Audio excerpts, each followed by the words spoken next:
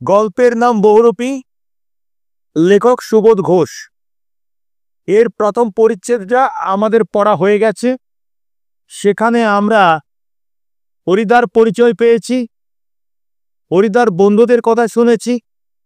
জগদীশবাবু নামে একজন ধনী কিন্তু কৃপণ ব্যক্তির কথা শুনেছি।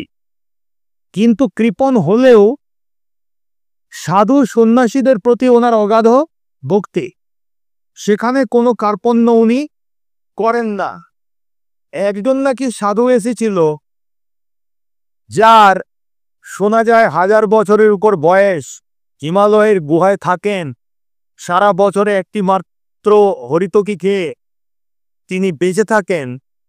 তো এইরকম একজন মহান সন্ন্যাসীকে পেয়ে জগদীশবাবু তাকে কি উপহার দিয়েছিলেন? উপহার নয়, প্রণামী। 100 টাকা প্রণামী দিয়েছিলেন। আর কি দিয়েছিলেন? কাঠের খড়ম যে দিয়েছিলেন তাতে সোনার বোল লাগানো। মানে অনেক টাকা সেই সন্ন্যাসী জগদীশবাবুর কাছ থেকে নিয়ে গেছে। এই গল্পটা যখন হরিদার বন্ধুরা হরিদার কাছে করল, তো হরিদার মাথায় একটা মতলব চলে গেল। মতলবটা কি সেটা আমরা বুঝতে পাচ্ছি না, কিন্তু হরিদা বললেন যে আর কাঙ্গালের মতো হাত পেতে বকশিস নেওয়া নয়, এবারে মারিত গন্ডার লুটিত ভান্ডার। কোনো কোনো বই আছে মারিত হাতি লুটিত ভান্ডার। ব্যাপারটা কি, একবারেই যা জেলে নেব তাতে আমার সারা বছর চলে যাবে। তার মানে উনি একটা কিছু পরিকল্পনা করছেন জগদীশবাবুর কাছে গিয়ে কিছু নেয়ার। তো এরা অবাক হয়ে গেছে, এরা বলছে দূর মশাই, ও তো কৃপণ মানুষ, আপনি যতই ভালো সেজে যান না কেন, উনি যতই খুশি হন, ও 2 আনা 4 আনার বেশি পাবেন না। হরিদা কিন্তু এদের কাছে ভেঙে কিছু বলছেন না, বলছেন ঠিক আছে, আজ সন্ধ্যেবেলায় যাব খেলা দেখাতে জগদীশবাবুর ওখানে, তোমরা থেকো। তোরা বলেছে আমাদের তো স্পোর্টসের চাঁদা দিতে যেতেই হবে আজকে, ঠিক আছে থাকবো। এই এতটা পর্যন্ত পড়ে আমাদের প্রথম পরিচ্ছেদ শেষ হয়েছে। এবার সম্পূর্ণ ভিন্ন একটা জায়গায়, ভিন্ন পরিবেশে আমাদের গল্পটা আবার শুরু হচ্ছে। বড় চমৎকার আজকের এই সন্ধ্যার চেহারা। আমাদের শহরের গায়ে কতদিন তো চাঁদের আলো পড়েছে, কিন্তু কোনোদিন তাকে আজকের মতো এমন স্নিগ্ধ ও শান্ত উজ্জ্বলতা, কখনো চারদিকে এমন সুন্দর হয়ে ফুটে ওঠেনি। দেখো, জ্যোৎস্না রাত্রিরে এমনিতে সৌন্দর্য একটা অন্য রকমের হয়, কিন্তু আজকের রাত্রিরে সৌন্দর্যটা যেন অতীতের সমস্ত সন্ধ্যের সৌন্দর্যকে ছাড়িয়ে গেছে। একটা অদ্ভুত সুন্দর পরিবেশ, ফুরফুর করে বইছে বাতাস। গ্রীষ্মকালের সন্ধ্যাবেলায় পুকুরের ধারে কখনো বসে দেখেছ? পুকুরের পাশে গ্রাউন্ডে মাঠে গ্রীষ্মকালে সন্ধ্যাবেলায় কত সুন্দর বাতাস বয়। তো আজকের এই সন্ধ্যেটা অত্যন্ত মনোরম সন্ধ্যে। যেমন চাঁদের হাসির বাঁধ ভেঙেছে, তেমনি ফুরফুর করে মলয় পবন বইছে। জগদীশবাবুর বাড়ির বাগানের সব গাছের পাতাও ঝিরিঝিরি শব্দ করে কি যেন বলতে চাইছে।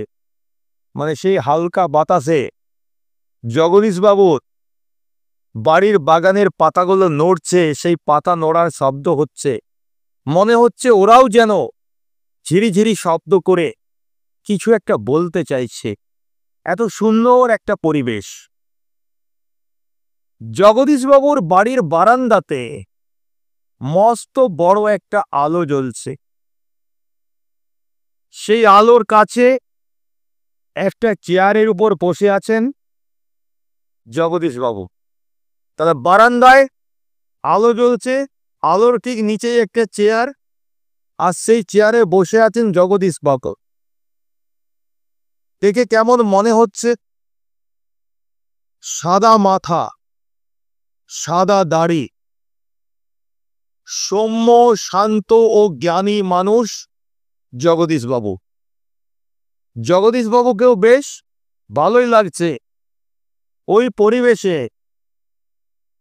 মানে সত্যিকারের একজন জ্ঞানী মানুষের তার চোখে মুখে যে উজ্জ্বলতা ফুটে ওঠে, আমরা জগদীশ বাবুর মধ্যে সেটা দেখতে পাচ্ছি। তো আমরা গেছি কেন? আমরা এর বন্ধুরা, হরিদার বন্ধুরা কেন গেছে? স্পোর্টসের চাঁদা আনতে। তো আমরা আমাদের স্পোর্টের চাঁদার খাতাটিকে, চাঁদার বানানটা এখানটায় ভুল রয়েছে, আমরা আমাদের স্পোর্টের চাঁদার খাতাটিকে জগদীশবাবুর হাতে তুলে দিয়ে দাঁড়িয়ে আছি। মানে আমরা চাঁদা আদায় করতে গেছি। চাঁদার খাতা মানে রসিদ বই। তো সেই রসিদ বইটি জগদীশবাবুর হাতে আমরা তুলে দিয়েছি। কেন? যা দেবেন নিজে হাতে লিখে দিয়ে। এই চাঁদা মানে চাঁদা, এই জোর জবরদস্তির দাদাগিরি করে আদায় নয়। চাঁদা স্পোর্টস হবে, চাঁদার জন্য এসেছি, আপনার যা মন যায় আপনি সেটাই দেবেন। ওই জন্যই রসিদটা ওনার হাতে ধরিয়ে দিয়েছি। কত দেবেন এটা তো মোটামুটি আমরা আন্দাজ করতে পারছি। খুব বেশি দেবেন কি? কারণ আমরা তো এমনি জানি জ্ঞানী মানুষ হলে কি হবে, বড়লোক হলে কি হবে, উনি একটু কৃপণ তো নাকি। তো আমরা দাঁড়িয়ে আছি, হঠাৎ চমকে উঠলেন জগদীশবাবু। চমকে উঠলেন কেন? কিছু একটা দেখেছেন। বারান্দার সিঁড়ির দিকে তাকিয়ে জগদীশবাবুর দুই বিস্মিত চোখ অপলক হয়ে গেল। মানে চোখের পলক পড়ছে না, এত অবাক হয়ে গেছে।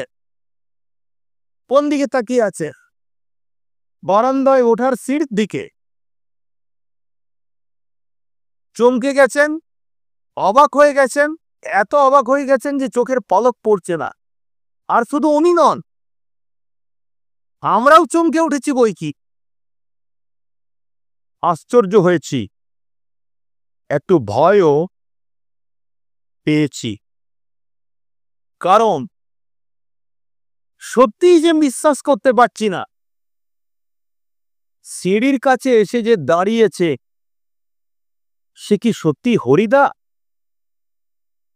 ওই চেহারা কি সত্যি কোনো বহুরূপীর হতে পারে? হরিদার সঙ্গে আমাদের তো একটা কথা হয়েছিল যে সন্ধ্যে আমরা যখন স্পোর্টসের জন্য চাঁদা আদায় করতে জগদীশবাবুর কাছে যাব, তখন হরিদাও যাবেন কোন একটা খেলা দেখাতে বহুরূপী সেজে। কিন্তু এখন যে লোকটা ওখানটায় দাঁড়িয়ে আছে তে হরিদা হতে পারে না। কে ইনি?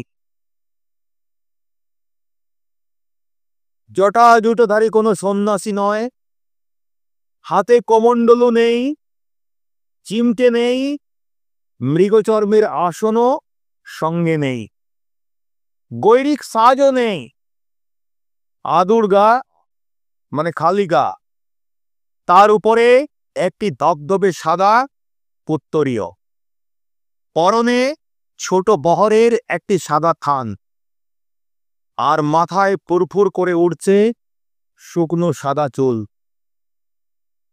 ধুলোমাখা পা, হাতে একটা ঝোলা, সেই ঝোলার ভিতরে শুধু একটা বই, গীতা। বুঝতে পারছি আমরা, মানে অত্যন্ত উচ্চ মার্গের কোনো মহাপুরুষ। ঝোলায় যে গীতা রয়েছে, ঝোলার মধ্যে গীতা, সেটা কি করে জানলাম আমরা? এর পরের লাইনে সেটা আছে। গীতা বের করে কি যেন দেখলেন এই আগন্তুক। আগন্তুক মানে কি? যে এসেছে বা যিনি এসেছেন। গীতা বের করে কি যেন দেখলেন এই আগন্তুক। তারপর নিজের মনেই হাসলে। আগন্তুক এই মানুষটি যেন এই জগতের সীমার ওপার থেকে হেঁটে হেঁটে চলে এসেছেন। আমাদের যেই জগৎ, ইহজগৎ, এই জগতের বাইরে তো কোনো জগৎ আছে আমরা কল্পনা করি। মৃত্যুলোক হতে পারে, স্বর্গলোক হতে পারে। তো আমাদের এই যে রক্তমাংসের যে জগৎ, এর বাইরের কোনো জগৎ থেকে যেন তিনি হেঁটে হেঁটে চলে এসেছেন। শীর্ণ শরীর, শীর্ণ শরীরটাকে প্রায় অশরীরী একটা চেহারা বলে মনে হয়। কি অদ্ভুত, উদাত্ত, শান্ত ও উজ্জ্বল একটা দৃষ্টি এই আগন্তুকের চোখ থেকে ঝরে পড়ছে। জগদীশবাবু যেন কলের পুতুলের মতো উঠে দাঁড়ালেন। সঙ্গে সঙ্গে উঠে দাঁড়ালেন জগদীশবাবু, আসুন। আগন্তুক হাসেন। আপনি কি ভগবানের চেয়েও বড়? জগদীশবাবু কিছু ভেবে বলেন, কেন কেন আপনি একথা কেন বলছেন মহারাজ? আমি মহারাজ নই, আমি মহারাজ নই। আমি এই সৃষ্টির মধ্যে এক কণা ধুলি মাত্র। আমি তো জানি আমি কি। এই যে এই বিশাল বিশ্ব ব্রহ্মাণ্ডে বলো আমরা কি, আমাদের কতটুকু জায়গা? আমরা নিজেদেরকে কখনো কখনো অহংকারে অনেক বড় ভাবি, কিন্তু এই বিশ্ব ব্রহ্মাণ্ডের যে আয়তন, সেই তুলনায় আমরা কি একটা ধূলিকণাও নই। কিন্তু আপনি বোধহয় 11 লক্ষ টাকার, আপনি বোধহয় 11 লক্ষ টাকার সম্পত্তির অহংকারে নিজেকে ভগবানের চেয়েও বড় ভাবে। তখনকার দিনের 11 লক্ষ মানে আজকের দিনের 11 কোটি বা তারও বেশি। আপনি বিলিয়নিয়ার হয়ে নিজেকে এত অহংকারী করে তুলেছেন যে আপনি বোধহয় নিজেকে ভগবানের চেয়েও বড় ভাবছেন। তাই কেন বড় ভাবছেন বলছি, তাই ওখানেই দাঁড়িয়ে আছেন, নেমে আসতে পারছেন না। একজন যোগী এসেছেন, তো তার কাছে গিয়ে তো তাকে অভ্যর্থনা করা উচিত, কিন্তু আপনার অহংকার আপনাকে নামতে দিচ্ছে না। কিসের অহংকার? টাকার অহংকার। তাই আপনি নেমে আসতে পারছেন না। যেই না বলা, সেই মুহূর্তেই সঙ্গে সঙ্গে সিঁড়ি ধরে নেমে যান জগদীশবাবু। বললেন, আমার অপরাধ হয়েছে, আপনি রাগ করবেন না। আগন্তুক আবার হাসেন। আমি বিরাগী। বিরাগী মানে যার রাগ নেই। রাগ নামে কোনো রিপু আমার নেই। রিপু মানে কি জানো? শত্রু। এখানে কোন শত্রু? আমাদের অভ্যন্তরীণ শত্রু। আমাদের ভিতরে যে শত্রুগুলো আছে, ষড়রিপু, কাম, ক্রোধ, লোভ, মদ, মোহ, মাৎসর্য, এই রিপুগুলো আমার নেই। ক্রোধ মানে রাগ, এখানেই ছিল একদিন, সেটা পূর্বজন্মের কথা। তার মানে কি? আগের জন্মে হয় আমার সংসার জীবনে, যখন আমি সাধক হইনি, সাধনা করিনি, সেই সময় আমার রাগ হয়তো ছিল, কিন্তু সাধনার জোরে আমি সেই সবকে জয় করে ফেলেছি।